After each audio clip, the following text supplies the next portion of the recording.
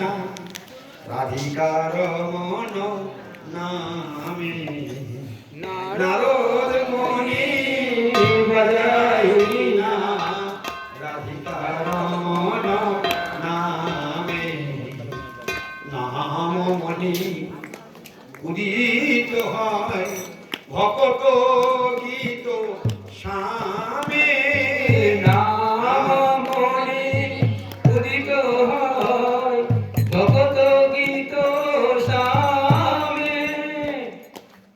নাম অমনি উদিত হয়, অমনি উদিত হয়, অমনি উদিত হয়, অর্থাৎ নাম আপনা থেকে উদিত হয়। কার? ভকত গীত স্বামী। যিনি শুদ্ধ ভক্ত তার জিহ্বা থেকে নাম আপনা থেকেই শুদ্ধ নাম বেরিয়ে আসে।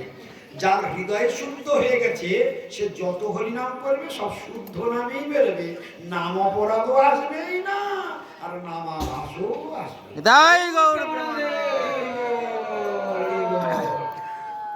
তাহলে এবার বোঝা গেল নামের শক্তি কি, আর সেই নাম দিয়ে গেলেন শ্রীমান মহাপ্রভু। যা কলিযুগের মানুষ তোমরা যেমন অল্প আয়ু, যেমন কুঁড়ে, যেমন ঝগড়াটে, যেমন দুর্বুদ্ধির মাস্টার, যেমন রোগ শোক জরাব্যাধির দ্বারা উপদ্রুত, তোমাদের জন্য সুপার ফাস্ট ব্যবস্থা দিয়ে গেলাম। নাচো, গাও, ভক্ত সঙ্গে করো সংকীর্তন, অচিরাদ পাবে তুমি কৃষ্ণ প্রেম। হরি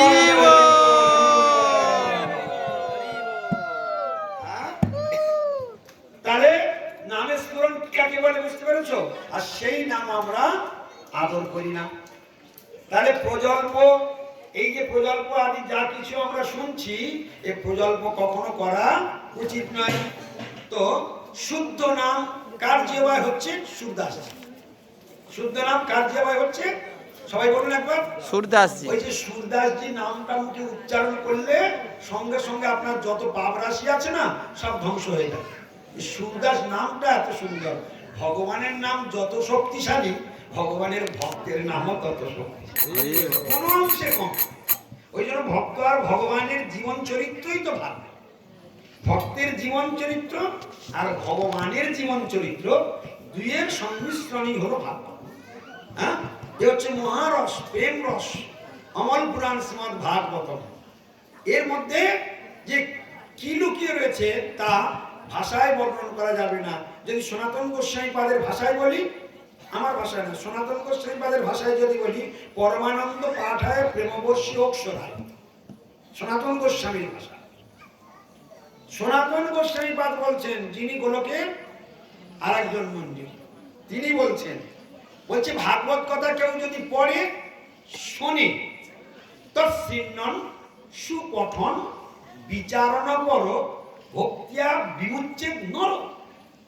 কি বলবে দেখো, কি বলে দিয়েছে তাকে। যদি কেউ শ্রীমদ্ ভাগবত কথা খুব মন দিয়ে শুনবে, শ্রীমদ্ ভাগবত কথা তৎসিন্নন, তৎসিন্নন, যদি কেউ শুধু বসে বসে আদর করে শ্রবণ করে, সিন্নন মানে শুধু বসে বসে শ্রবণ করে। এবার বলছে সুপঠন, যদি কেউ খুব ভক্তি করে সুপঠন পাঠ করে, সুপঠন। আর কি বলেছে? বিচারণা করে, এবং সেই কথাগুলো শ্রবণের পর সেটা যদি বিচার করে, মনে মনে বিচার করে, বলে ভক্তি সহকারে, ভক্তিয়া সেটা কি করে করবে? ভক্তি সহকারে করে, বলে বিমুচ্ছেদ নর, এই সংসার বন্ধন মুক্ত হয়ে চিরকালের জন্য করবে। তাহলে ভাগবত হরিনাম যে কি, একটু আগে হরিনামের মহিমা শুনলাম, এখন কিসের মহিমা শুনছি? ভাগবতের মহিমা শুনছি। তাহলে ভাগবতের কত শক্তি আর হরিনামের কত শক্তি, এই দুই কেন এত শক্তি? বলে কৃষ্ণের যত শক্তি ওই ভাগবতের তত শক্তি, কৃষ্ণের যত শক্তি হরিনামের তত শক্তি। তাহলে পাপ চোখে কৃষ্ণ দেখা যায় না, কিন্তু পাপ পাপ জীবনে কৃষ্ণ নাম তো শোনা যায়, শোনা যায় না? কানটা খুলে রাখলেই চলে গেল, ব্যাস ঝামেলা শেষ, ঔষধ পান হয়ে গেল। হ্যাঁ, তাহলে শ্রবণ করো, শ্রবণ করতে করতেই তোমার জীবন। হ্যাঁ, এই জন্য শূন্যতাং সকতা কৃষ্ণ পুণ্য শ্রবণ কীর্তন, নিরন্তর ভগবানের এই অমৃত বাণী শুধু সাধু সঙ্গে বসে বসে শ্রবণ করো, শ্রবণ করতে করতেই তোমার মুক্তির দরজা খুলে যাবে। সুরদাসজির বৃন্দাবনের কীর্তন, সারা বৃন্দাবনবাসী সুরদাসের কীর্তন হলে মুগ্ধ হয়ে যায়। সেই অন্ধ আপন মনে স্বরচিত কীর্তন রচনা করবে, প্রত্যেক দিন কীর্তন রচনা করবে। সুরদাসজি কি করতেন? প্রত্যেক দিন বাঁকি বিহারীর মন্দিরে দর্শন যেতেন। বাঁকি বিহারীর মন্দিরে দর্শনে যেতেন, গিয়ে লাঠি ঠুকে ঠুকে এক জায়গায় বসবেন। জন্ম থেকে অন্ধ, কিন্তু আজকের বাঁকি বিহারীকে কি কি সাজানো হয়েছে, কোন কাপড় পরানো হয়েছে, কি কি সাজানো হয়েছে, কি রং কি ঢং, কি কাপড় কি রিং, মানে কোথায় কি দেওয়া হয়েছে, ওই অন্ধ মানে সুরদাসজি চোখ বুঝিয়ে বুঝিয়ে সেই আপন মানে সেই কীর্তনগুলো করবে। স্বরচিত, সঙ্গে সঙ্গে বানাবে, সঙ্গে সঙ্গে কীর্তন আপন মনে গেয়ে যাবে। সবাই জানে যে আজকের ভগবানের কি রূপ সাজিয়েছে, ও সুরদাসজি না দেখে গেয়ে দেবে। আচ্ছা, কিরকম ভক্ত বলুন তো? একটু কিছু বুঝতে পেরেছেন? সুরদাসজি কিরকম ভক্ত বুঝতে পেরেছেন? চোখে দেখবে না, ওই বসবে এসে আজকের কি সাজে সাজানো হয়েছে সব আপন মানে কীর্তনে। আর সে কীর্তন যে শুনবে সে পাগল হয়ে যাবে। আর শুধু সুরদাসজির কীর্তনগুলো শুনবে আর ভগবানের দিকে তাকাবে, ঠিক কি দেখে দেখে বলে না কি। একদিন পূজারীর সন্দেহ হল, পূজারীর সন্দেহ হয়েছে এ সুরদাস নিশ্চয়ই নাটক করে, এ সব দেখতে পায় আর অন্ধের ছল করে, আর নামযশ প্রতিষ্ঠা কামাবার জন্য বলে আমি অন্ধ আমি অন্ধ। ঠিক আছে, দেখি আজকের কি করে দেখব বলে ও মন্দিরের দরজা খোলেও নি, টাইমে হয়ে গেছে, ও সেই টাইমে কীর্তন গায়, যে টাইম সাজানো টাইম। মন্দির মানে কি? টাইমিং। মন্দির মানে সব টাইমিং, টাইমে টাইমে। ও আজকে সেই টাইমে ঠাকুরের বসন করায়। ঠাকুরের সব খুলে দিয়েছে, পর্দা টাঙানো আছে। হ্যাঁ, ঠাকুরের পর্দা ফেলে রেখেছে, কেউ দেখতে পাবে না। তাহলে মন্দিরে বসন করায়নি, ভেতরে ঠাকুর খালি গায়ে। এখন সুরদাসজি চুপ করে আছে, যে বর্ণন করবে, তো বর্ণন করবে কি করে? হ্যাঁ, প্রতিদিন দেখে দেখে বলে আজ পর্দা টাঙিয়ে রেখেছে, দেখতেও পারবে না আর বলতেও পারবে না। পরীক্ষা করছে, কাকে পরীক্ষা করছে? সুরদাসজিকে পরীক্ষা করছে। তাহলে পর্দা যদি টাঙানো থাকে তাহলে দেখতে পারবে না ঠাকুরকে। আর ভেতরে কি আছে? বসন করায়নি ঠাকুর, দিগম্বর হয়ে আছে। চুদার চুপ করে আছে, দেখাচ্ছ তো আজকে ধরা পড়ে গেল। হ্যাঁ, ওই টাইম হচ্ছে গায় না, টাইম হচ্ছে গায় না, তো চুপ করে আছে। আজ কি বলবে, কি বর্ণনা করবে? সব তো দেখতে পাচ্ছি। কে দেখতে পাচ্ছে? আচ্ছা, সুরদাসজি হৃদয় কি হৃদয় তৈরি করেছে, কি চোখ তৈরি করেছে?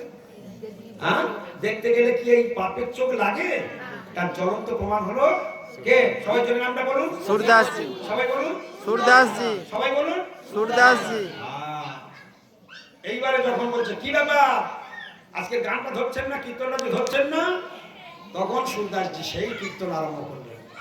যে পর্দা টানা রয়েছে, ঠাকুর ভিতরে দিগম্বর আছে, পূজারি আমাকে টেস্টিং করছে, একবার যা একদম গান আকারে সব বলে দিল।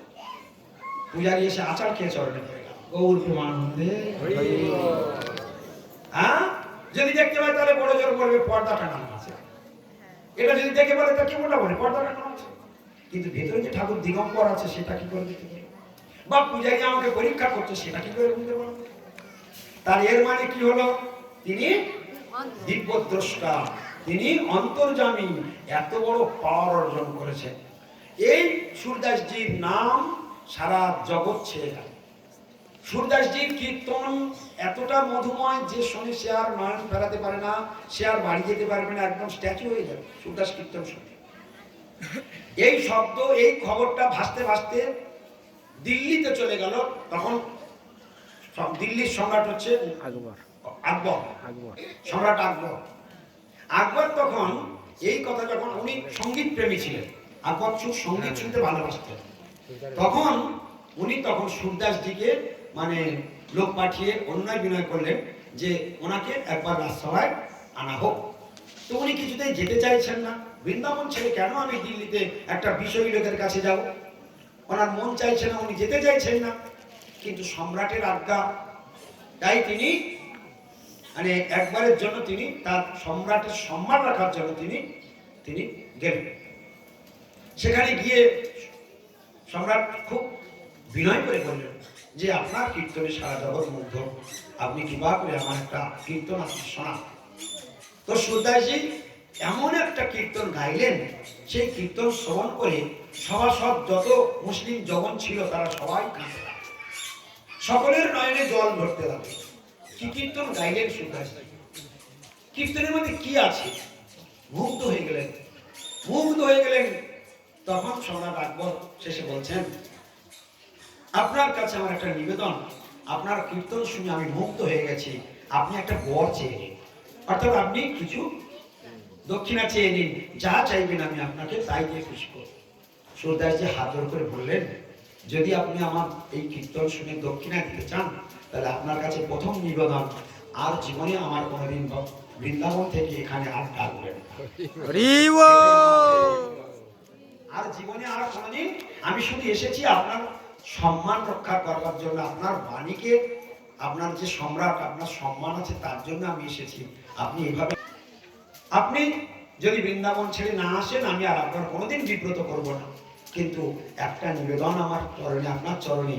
দেখুন বিনয় করলে কি হয়, বলছে আপনি যা কীর্তনগুলো গান, আপনার এই কীর্তনের বাণীর মধ্যে প্রচুর শক্তি রয়েছে, আপনি এই কীর্তনগুলো, আপনার রচিত কীর্তনগুলো আপনি কৃপা করে আমাকে দেবেন, আমার সভাসদ যারা আছে আপনার এই কীর্তনগুলো এরাই গাইবে, অন্তত বাণীগুলো তো পাবো, আপনার হৃদয়ে উত্থিত যে বাণী, ওটা তো আপনার দিব্য দৃষ্টি দর্শনের বাণী, অতএব ওগুলো অরিজিনাল, অতএব ওর মধ্যে যে শক্তি আছে সে শক্তি এইসব সাধারণ কোনো কীর্তনে নেই। তখন বললেন ঠিক আছে, তাই আমি দিই। তো ওই সুরদাসজির কীর্তন আনতে যায় না, নিজেরা নিচে সুর করে গাইছে। সম্রাট বলছে আমি তো আনন্দ পাচ্ছি না, এগিয়ে দেখি এটা কি সুরদাসের কীর্তন? বলছে হ্যাঁ সম্রাট, সুরদাসের লেখা। সম্রাট তো চুপ করে আছে, কিন্তু বলছে কোথায় যেন একটা সন্দেহ করছে। কাগজগুলো জমা দিয়ে দিয়েছে সম্রাট, যারা যারা দেখেছে এবার হাতে লেখা টেখা সবগুলো দেখে টেকে নিয়েছে, বলছে কিছু বলছে না। বলছে চলো, যারা যারাই কীর্তনগুলো বলেছো যে সুরদাসের কীর্তন, আমার সঙ্গে তোমরা নদীর ঘাটে চলো, সব কটা চলো। বলে এইটা ধো আর এটা ধো, দুটো জলে ধো, জলে ধো। এবার সুরদাসের কীর্তন জল দিয়ে রোগড়াচ্ছে, ওঠে না। আর এ যৎক্ষণাৎ জলে দিচ্ছে, সব কালির মধ্যে ধুয়ে গড় গড় করে জলে শুনবে, তোমাদের সব কটার গর্দা